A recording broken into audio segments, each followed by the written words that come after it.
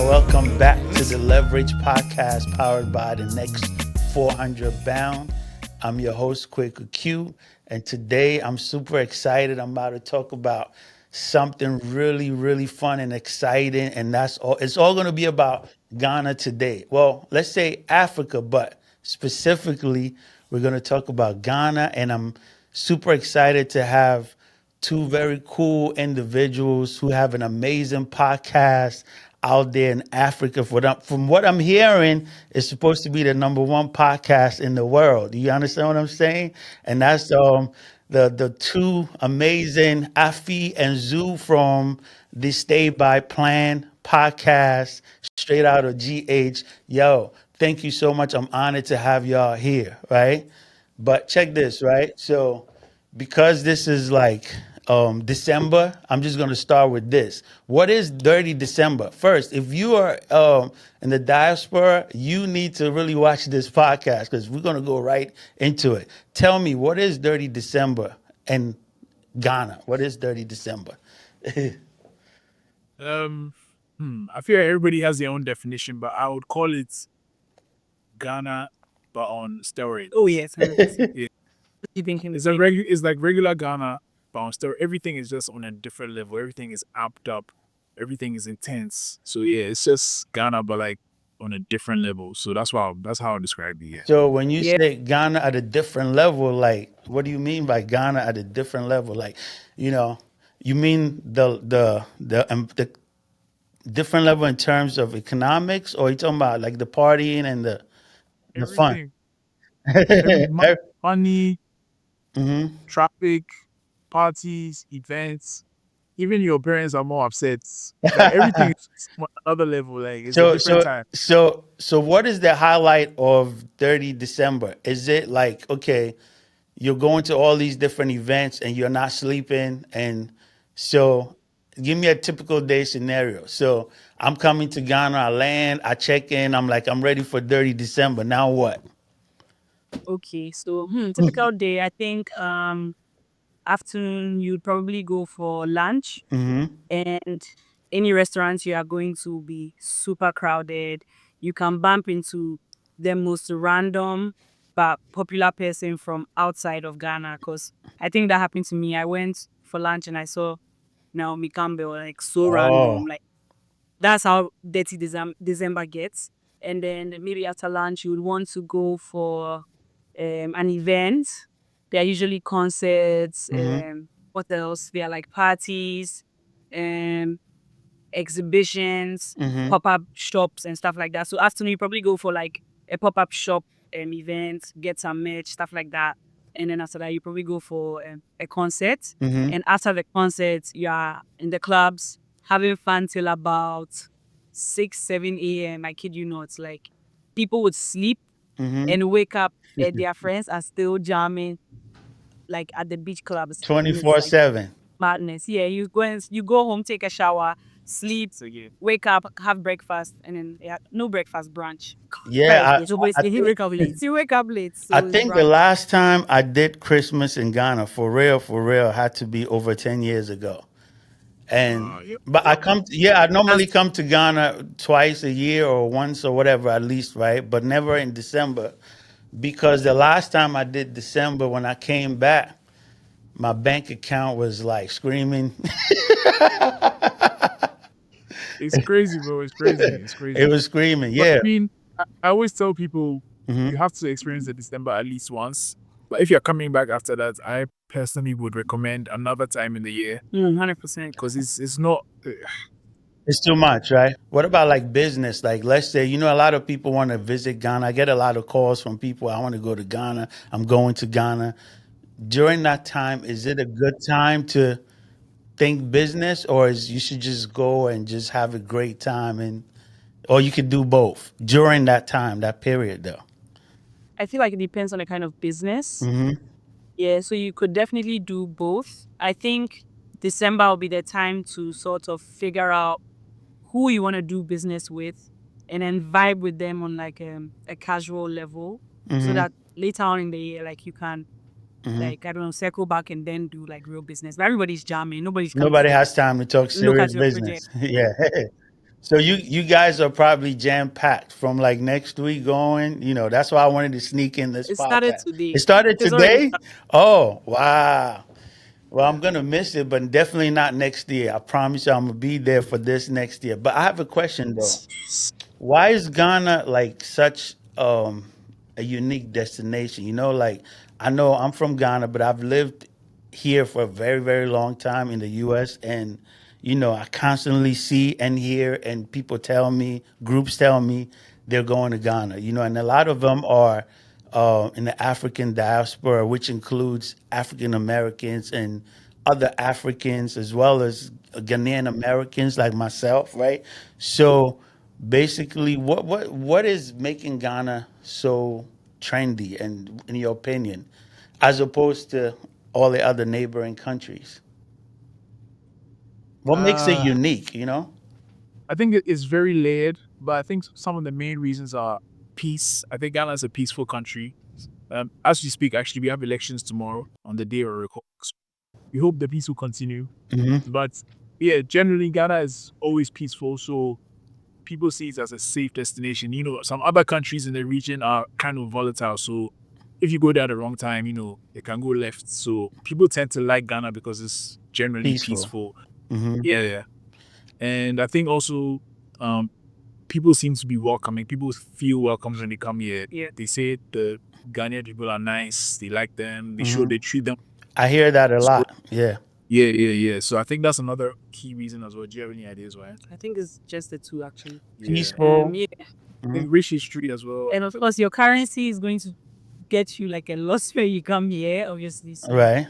you're going to have a good time with your money. What about the food? Is Ghana jollof still, on top, or yeah, always on top? So, based on your experience, right? I'm sure you ran into a lot of people in the diaspora in your, everyday lives or whatever. What is that experience like? Like, does it flow, or it's hard to, flow? Mm. I think it really depends on the context, but generally, I don't think it's so difficult to flow. But for me personally, I enjoy meeting people from the diaspora Hmm. off season, not in December, like Okay. just in a regular Ghana period, Hmm. because then you can have like more proper conversations. You can Hmm. actually show them the culture Hmm. and let them really like Ghana for what it is. As Zoo said, December is Ghana on steroids. So if someone comes to Ghana and then they see people clubbing till 8 a.m. and then they feel like, oh, I love this place because it's like party city, Hmm. I think Hmm. that's not really like the true definition. So yeah, I think we are able to relate with them pretty fine. I think we Hmm. all like the same things. We all like to party. We all like to have fun. Hmm. We all like good food. Hmm. But then definitely it's more natural and it's more authentic when it is outside of the dirty December period when And we I also interact. know that a lot of people come to kind of sort of connect with their roots. You know, Even myself, I remember 2017, I came to Ghana and I was in Elmina. I was hooked up with a mentor, a big, big, big senior brother of mine. Shout out to Rabbi Halevi. He put me on, you know him? Yeah, yeah, we know, yeah. Yeah. So he sat me down and gave me a whole history, right? And during that conversation is when I started thinking about the next 400. Like I learned a lot about the history, a lot more about the history and where we were at the time. I got inspired because I was like, you know what? Growing up in Ghana, I didn't really know much. I knew of, but I didn't know much about the slave trade and the impact it's had on black people all over the world. But I was able to reconnect with that. Do you think that the whole year of return thing in 2019 is what has caused has shed so much light in Ghana? A lot of people call me. They're like, "Hey, I heard I can get dual citizenships." I don't know the facts, complete facts about it, but is that true? Like, you could get dual citizenship, the year of return. Like, what's your opinion about all those things? The year of return. And by the way, the year of return marked 400 years since the first slaves were shipped to United States. to Jamestown some years ago. So, what are your thoughts on those things?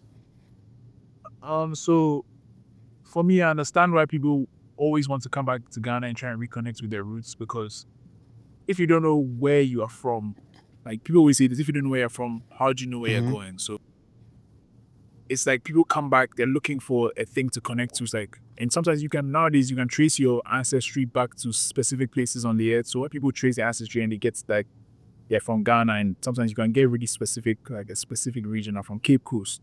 And it's like, Mm-hmm. a lot of ships left Ghana from Cape Coast to the west. So it's like, okay, my ancestors were probably from me. I want to come see the place. They go to Cape Coast Castle, which is a slave castle, Elmina Castle, another one, and they go through the tours and they see how people were treated, how they were shipped. And like I said, if you never really knew, I mean, obviously you might be from DC or from Houston or whatever, but like, where are you really from? So Mm-hmm. when they come see people who look like them and they realize that this is where I could have been living here if it wasn't for the slave trade. I think Mm-hmm. people get emotional. People really connect to that. And like you were saying about year of return being 400 years, that was 2019, 400 years after the Mm-hmm. first ships left, Mm-hmm. West Africa. Mm-hmm. Yeah, it was just another way for people to, like, it just came to the forefront of people's minds that, oh, like everybody knows that, yeah, the ships left Africa, but because it's 400 years, it's a big, wow, 400 years, 4 centuries. Let's go back, let's reconnect. And the thing is, when certain people come, popular people come, and then you see them have that experience, if you haven't had that experience yourself, you're like, I want to know this too. I want to know my history. I want to know where I'm from, where my family's from, where I could have been living if it wasn't for this whole experience. So I mean, 100%. Yeah, do you want to talk about the citizenship thing? Yeah, I think it is possible to get a dual citizenship, but I don't know what the The process is as. details, yeah, Yeah, but but it is possible. I know that it is possible. It's yeah, not anything overly complicated. Yeah. Yeah, recently I saw they did a ceremony for people who got their yeah, I saw citizen. that. Yeah, Yeah, I yeah, think I saw oh, that big. too.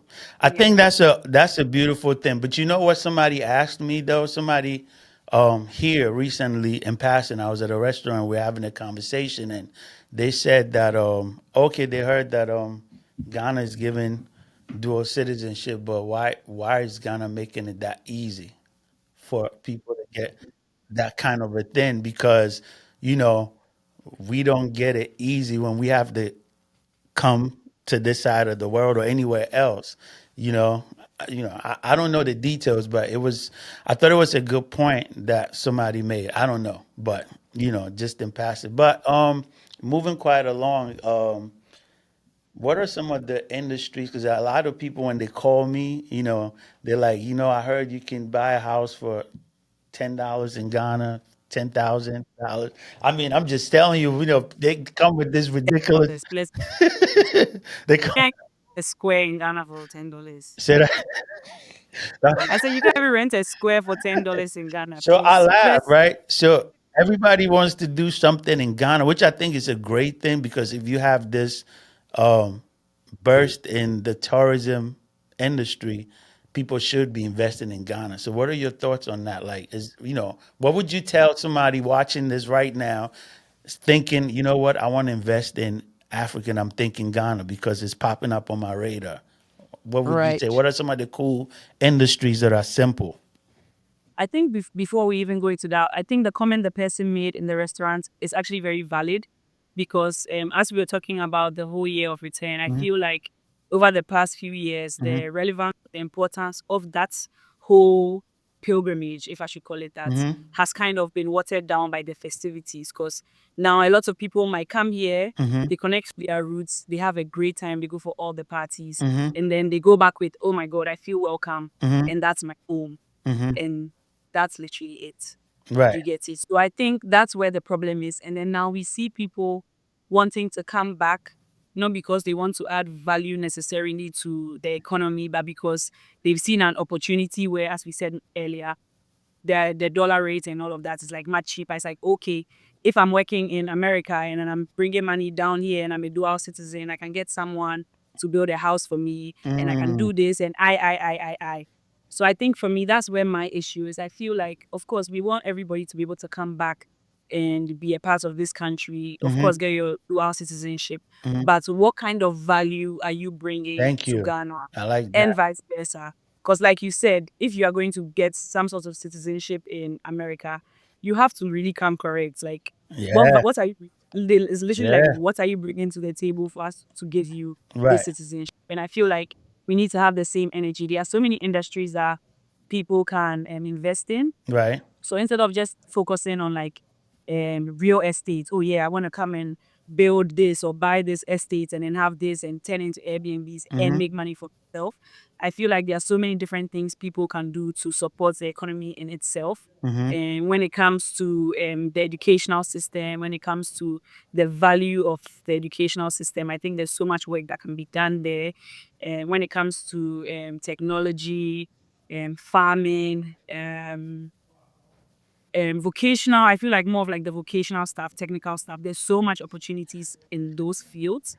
And in a field like that, you would also be giving back To the and then adding community. value to the economy here. But I feel like the whole real estate thing is really washed out and Yeah, it's like because you're not I'm even always looking and I see all these buildings and I'm wondering who's going to be living in them or who can afford to live in those, in those buildings. So my question to you then, when you talk about education, people want to come in with money to make money. Let's get that straight. So I'm coming into Ghana and I want to invest in their education because I know there's a social responsibility attached to that, right? If I invest in something in education, is going to benefit the community at large, right? Education. So, what would be a scenario of something very simple without me saying I got to build a university, right? That's kind of far fetched. What would that look like? I'm not saying you have the answers, but in your yes. mind, yeah.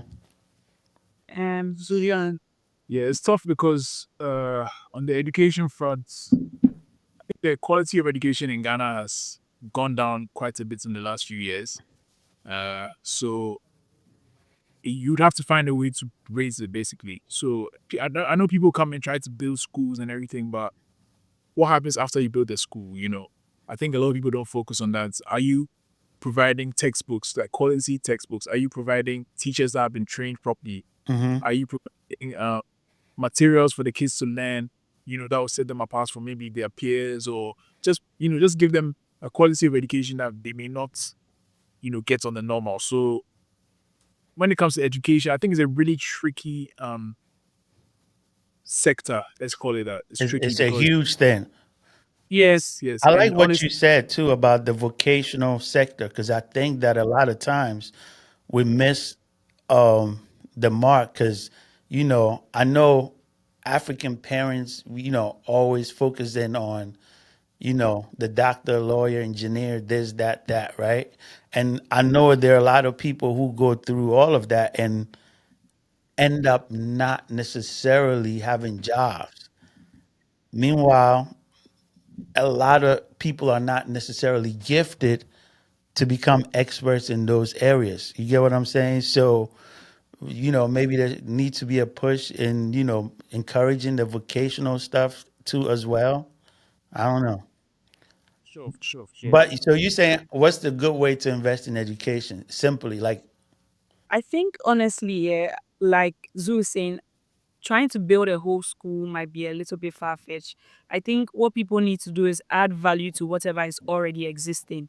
Because there are schools here, we have a lot of schools, but they don't have the right textbooks, as Zoo has said, or the teachers are not properly trained, or they are not having the right things to study. Instead of now going to look for a land and building a whole school, mhm, if you have like an NGO or you have like just if you have money, you just but have like if money. you have a system in place where you're like, okay, you approach the schools, okay, we have this program, we want to take all the teachers through Mhm, teaching them etiquette, how to manage stress, how to mhm, interact mhm, with children with disabilities, all those things, like just mhm. these boot camps. Like you can literally do boot camps and improve whatever is already existing.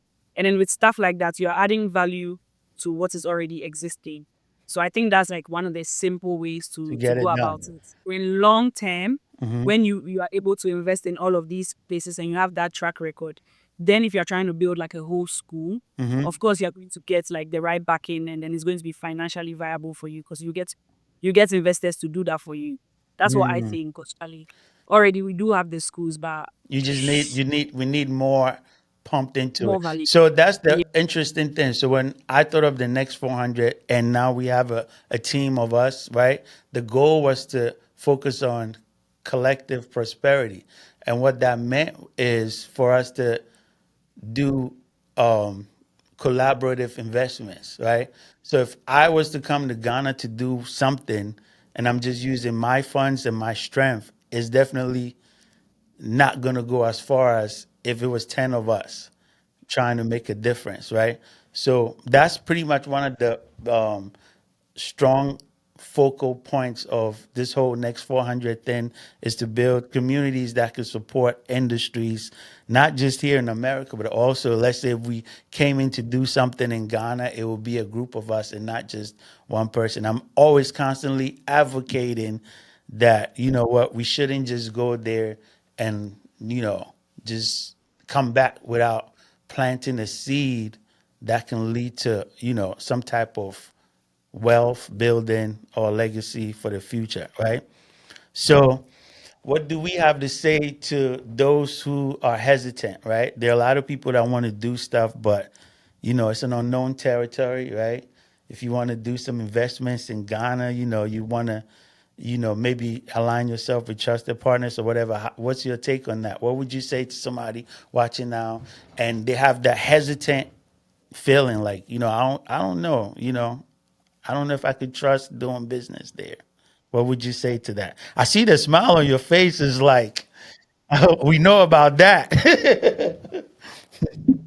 Mm, I don't know. It's a hard question to answer because how do you know who to trust? That's the thing. Yeah. So you honestly have to do your own research. Okay. Find a talk to people who have worked with that company or that individual before, Mm-hmm. and like make your own judgments at the end of the day, because it's not paradise. There are people who scam you.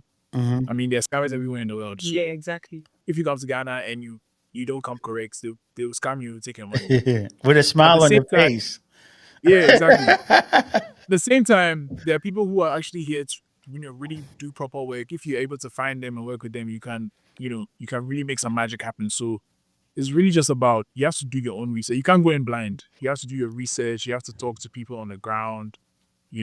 I don't know, read forums, call someone who knows someone. Like, just So, try and make a connection and try and make it so work. like, Because if let's say somebody, I don't know anything. I came to Ghana. I love what I'm seeing.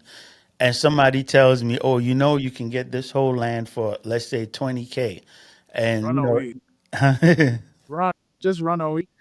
Yeah, so the reason why I'm smiling is because I feel like people like to put Ghana or Africa in a box. Like, oh, if this is America, I know that like I can do this, I can do this, and I can do that. But it's literally the same thing. Like Zoo said, there are scammers everywhere. Like, why are you pretending like there are no scammers in America who say, oh, can you give me this amount of money to change this money, and they give you fake dollars? Like those things happen in America as well. So for me, I feel like if you are ready to invest, mm-hmm. you are ready to invest, and you do what you are supposed to do as someone who is ready to invest.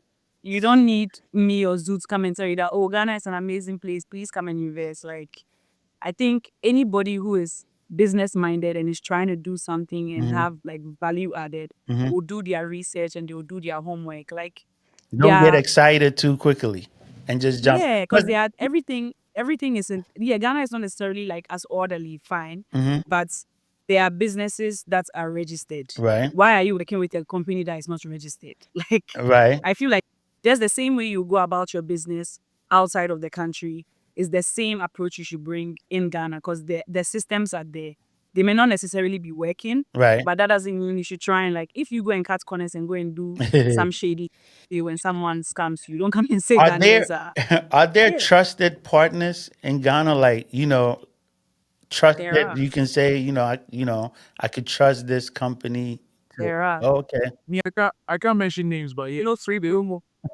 There's people who are, when you come on the ground, there's people who you have worked with before. They have a track record. We are trustworthy. You can come to Oh, us. okay. There you go. See. Worst case scenario, we're on the internet. It's like if we scam, you can easily catch us. We can run away. But like, yeah, come to us, we will help you. Yeah, so I mean, there's people. You just need to do your research. Speak And to people connect with who the are right already, people. exactly. People have done what you're trying to do. Whatever anyone is trying to do in Ghana, there's people before you. talk to them. They made the mistakes. They know where to go. So I think that's the best place to start. Like talk to people who have already made that trip or made that transition and are trying to work and trying to do business in Ghana. That's the best place to start, honestly. But in And terms I feel of, like, Mhm. sorry, I feel like you should also fully immerse yourself in their country as well. Like if you're someone who is trying to do something in Ghana and Mhm. you're doing it virtually 100% of the time, you might I don't look think this is you gonna might work. you might get an NFT as your project, Yeah, and you have to come and see like for yourself. If yeah, you buy like, come and look at the land with your eyes. your eyes, Be sure right? that it's there. Yeah. Come and see for Yeah, and yourself. then I know about the same land being sold to multiple people and stuff like that, and that happens everywhere, though. It happens all over the world, not just in Africa as well. Um, what about you guys? So you know, what's what's the next thing for you guys? We're here. I saw that you guys did a big podcast just not too long ago with interview with is it Anthony O'Neill? Mm. How, Yeah. so what's next for you? Yeah, so we are trying to expand. We have this podcast data plan, of course, but we want to grow. We want to add more podcasts. We want to have our own network. We want to have our own space, dedicated space to create content. So we have a lot of plans. We're working towards them. Um, yeah, so that's we're just trying to focus on our goals step by step. Take it a day by day, and then hopefully we can get to where we want to get to, and just continue to make magic. So yeah. I think you guys are doing something amazing for the culture, the culture of Ghana, for the young people, for those OGs like us that, sneak in and watch what's going on, So it's an amazing thing, right? You guys are like ambassadors, right? And I'm wishing you all the best in whatever you do to get bigger and bigger and bigger and do great things. But before we get out of here, when you think of Ghana, right? I know there's elections tomorrow. I don't do politics. I don't care. Somebody great is going to win, and hopefully they'll do great things for Ghana, right? But when you think of Ghana 5 to 10 years from now, what do you see? What does it feel like? If you can really look at Ghana and say 10 years from now, that would be 2034. What does it feel like? Do you want like an honest answer, or Yeah. do you want Oh, to? Do you no, want to take no, Do you no, want an no. answer for your We're followers? Or we're we're honest as hell. uh, We're honest. Yeah. I'll see one issue. See one. See There you go. chaos. That's that's what I see. Man, that's a lot to unpack, man. It's a lot. It's a lot. Yeah. There's good chaos and bad chaos, right? Yeah. So let's see which one gets. Hopefully we get a good one. Yeah. 10 years from now, I mean, but like with people like you, with the voice shedding the light and all of that stuff. Hopefully, it might be some good chaos. But I get it though. I know there's like punchlines in between, right? What about you? What do you think? to be honest, I feel like Ghana has been so volatile for the last 4 years. I literally have no idea what the country is going to look like in 5 years. I feel like if you ask me this question let me answer this question on Monday. Like if you ask me this question on Monday, Yes, I might be able to give you a better understanding basically because of the election. I feel like this is one of the most, important. I don't know, important elections we've ever had. And we feel like it's like we have to pick between two evils. Sorry. Like, That just happened here. yeah. So it's literally the same thing. So it's like everybody's on edge. We don't know what's going to happen because if the people in power still stay, what's that going to look like? If a new party comes in, what is that going to look like? Because it's like, okay, are they going to do what the other party did that we didn't like because they were able to do it and get away with it?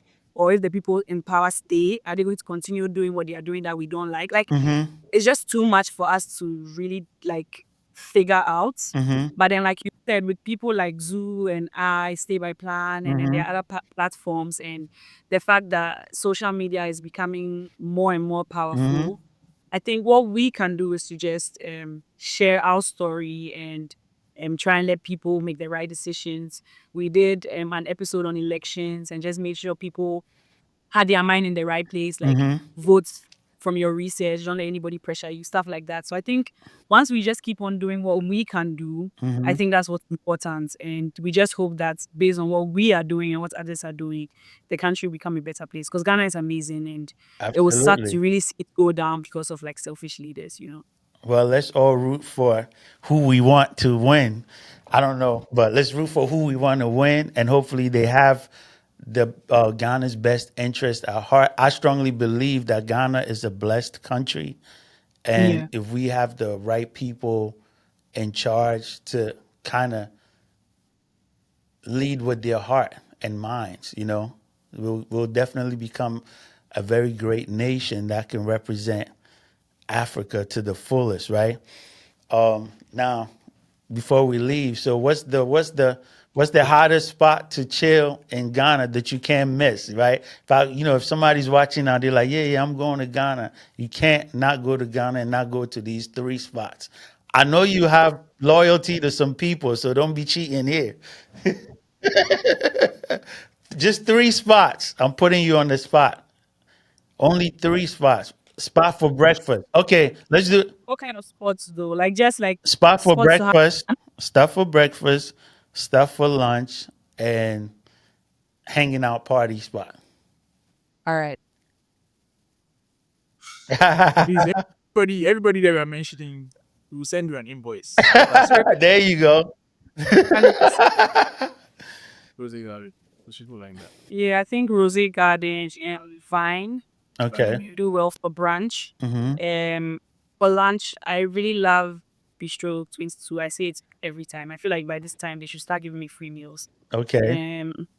Buka, 100%. Like on Buka. my I think like I've it's been a there me. before.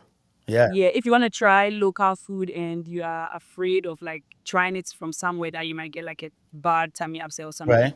I endorse Buka. Like if you fall sick from eating Buka, come for me. That's right. What's the Buka woman name? Answer this thing. If any trouble comes, I'll kill you. I like that you said P. Don't stand for me. Please, I'm joking. But like, yeah, Buka is a good spot for like trying Ghanaian and Nigerian food. Okay. Where else? I think yeah, for food, basically those places are like the popular ones. And then when you're in Accra, where do you have to definitely check out? What? Osu? What else? Yeah, What else? everything is in Osu. Most Everything of is the Osu. places are We just in go Osu. to Osu and just chill out. Just chill, yeah, just chill. Depends on the vibe you want as well, because there's beach clubs, there's sandbox, there's Yeah, everybody that saw Polo Beach Club, Polo Beach, Rehab, sandbox. There's, if you are on the alternative vibe, there's Palm Moments. They do a lot of stuff in December. yeah, Jamestown Cafe, Ali Bar, Yeah, if you like the traditional clubs, there's Ace and Twist, And, Oh, yeah. okay. and Mad Club. Where else? Yeah, so Basically, those are some of the main spots. yeah, and then the people who love beer, you can try Heritage and Beer? Bando. Beer, they brew it. Oh, right They there. brew yeah, right there. Oh, So you you can guys try got a those. lot going on in GH, man. If I guess All these companies, yours. wow. Well, Yeah. I'm a little jealous because I'm not there. It's cold out here, and I'm just gonna sit back and watch. And good luck to y'all. I hope probably by the time this podcast airs, is it this a new government or an old government, whatever it is. We wish all the best. Hey, y'all, listen. Make sure you tune in to Stay by Plan and watch their podcast. It's pretty cool. It's dope. They keep it real, fun, energetic. I like it all. Thank you so Thank much for you. coming through for us. We appreciate you, and we'll probably circle back up in the future, right? 100%. Thank you for having us. Thank you Peace so out. much. Peace out. Peace.